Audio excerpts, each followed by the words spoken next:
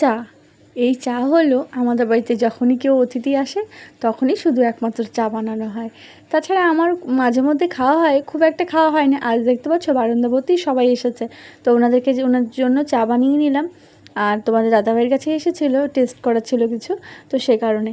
তো ওনারা চলে গেছে, চলে যাওয়ার পর শ্বশুরমশাই ওনাদের সঙ্গে একটু বেরোলেন। ছেলে তো স্কুল নেই, মাসের শেষ দিন যেহেতু, আর স্কুলে বন্ধও দিয়ে দিয়েছে গরমের। তারপর এই যে আমরা বেরিয়ে পড়লাম। এর ডাকছিল আমার রায়বাগিনী ননদ, তো ডাকছিল আম মাখা খাওয়ার জন্য। আর এখানে সবাই আম মাখা খেতে বসে পড়েছে, তো আমাকেও ডাকছিল, আরও দুজন আসা বাকি আছে। তো চলো, আমি বলছিলাম আমাকে কম করে যে, আমি এইমাত্র জাস্ট ভাত খেয়ে তারপরে বসেছিলাম, একটু মোবাইল নিয়ে একটু দেখছিলাম।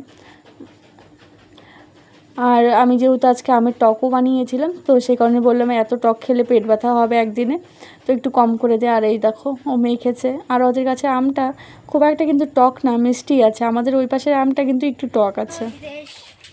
বাড়ি থেকে বেরিয়ে পড়েছে, এক হাতে ব্যাগ, এক হাতে মামার ফোনে কোলে, আর এই যে ছেলে।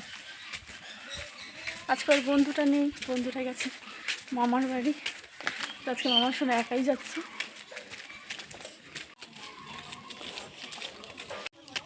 থাকে বাবা, থাকে।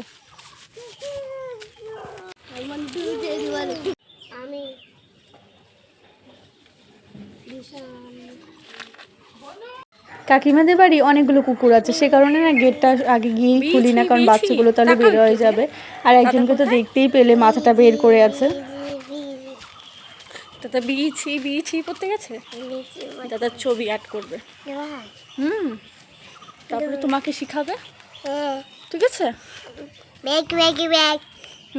5টা বেজে গেছে, চলো এবার বাবুকে গিয়ে নিয়ে আসি। আর এই যে এরাও পিস ধরেছে, এখন এও যাবে। দেখো বাইরে, দেখো এখন রৌদ্র।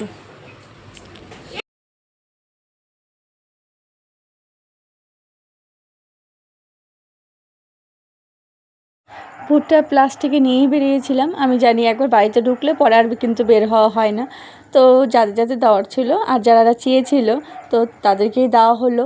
কারণ বেশি তো একমাত্র ওই অতিরিক্ত তো আনতে পারিনি, কারণ ব্যাগ ভারী হয়ে যায়, বুঝতে পারছো না, একটু সমস্যা আছে। আর লাস্টে বাকি ছিল এই বাড়ির কাকি। তো আমি প্রথমে ভুট্টাটা নিয়ে যাচ্ছি, তারপরে আমি আবার জিজ্ঞাসা করছিলাম আর কি লেবু লাগবে, লেবু খাবে? কারণ অনেকে আছে না টক খায় না, তো আবার পরে বললো হ্যাঁ খাবে। পরে আমার গিয়ে আমি লেবুটা দিয়ে আসলাম। আর পরে আমার জন্য এই একটাই বেঁচেছিল, আর কারণ আটের দিদাকেও আবার দিয়েছিলাম, তো একটা বেঁচেছে। আমি বললাম চলো এই একটা আমি একটু ছাড়িয়ে রাখি দানাগুলো, পরে শুকিয়ে ওই বাবু যেহেতু পপকর্ন খেতে পছন্দ করে, তো ওকে একদিন ভেজে দেবো। ওগুলো তো হয়ে গেছে। আর এই যে একবার দিয়ে আসা একবার নিয়ে আসা করতে করতে আজকে হাফ সময়টা ওখানেই চলে গেল। তারপরে এসে এই যে এই মামাম শুনে একবার যাচ্ছে ঘরে, একবার বাইরে যে ঢুকছে, তো এরকম করতে করতে একদম ঘর থেকে দেখতে পাচ্ছি আমি কত বালি বের করছি। আমি ছিলাম সাইকেলটা আবার বের করেছিল, তো সেই কারণে এই ঘরে আরও বেশি পরিমাণে মাটি ছিল। আর ওই দেখো আবার চলে গেছে, খালি পায়ে চলে গেছে। কিন্তু এই মেয়েটা একবার জুতো পরে একবার খালি পায়ে চলে যায়, এই যে এরকমটাই করে। ছেলেকে বললাম সাইকেল নিয়ে একদম বাইরে যাবে না, তুমি বাড়ির মধ্যেই চালাও। আর দেখো ওই যে জুতো নেই কিন্তু পায়ে, তো আমি এদিকে বলছিলাম বারবার জুতো পরো। আর এই যে ছেলে আবার বুনুকে পাটা ধুয়ে এই যে ঘরের বারান্দায় এনে রাখ। ওই দেখো বুনু সব ফেলছে, ওগুলো উঠাও। মেয়ে ঘুমিয়ে পড়লো, আজকে দুপুরে ঘুমায়নি। আর ছেলেকে ওই যে বসালাম ওখানে, ছেলে ওই যে ড্রয়িং করছে।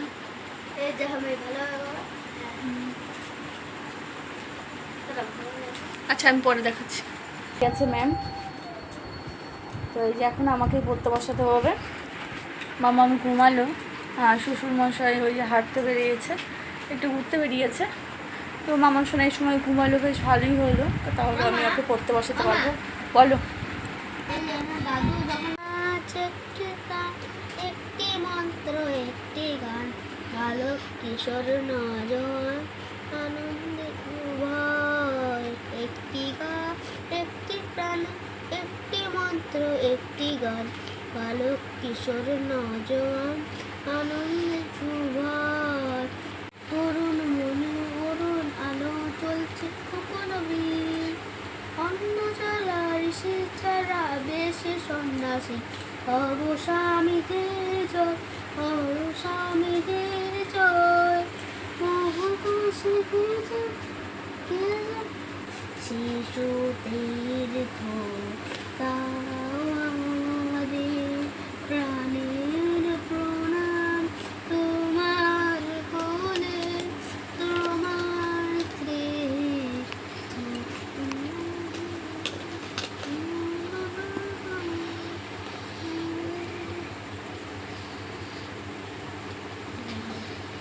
মোদের সারদা শিশু তীর্থ দাও তাদের প্রাণের প্রণাম তোমার ধন্য হলাম ধন্য হলাম মোদের সারদা শিশু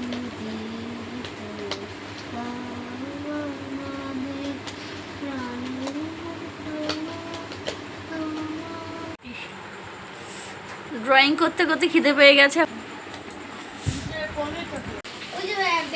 আজকের ভিডিওটা এখানেই শেষ করছি। ভালো লাগলে লাইক সাবস্ক্রাইব করে পাশে থাকবে। বাই, পরের দিন দেখা হচ্ছে।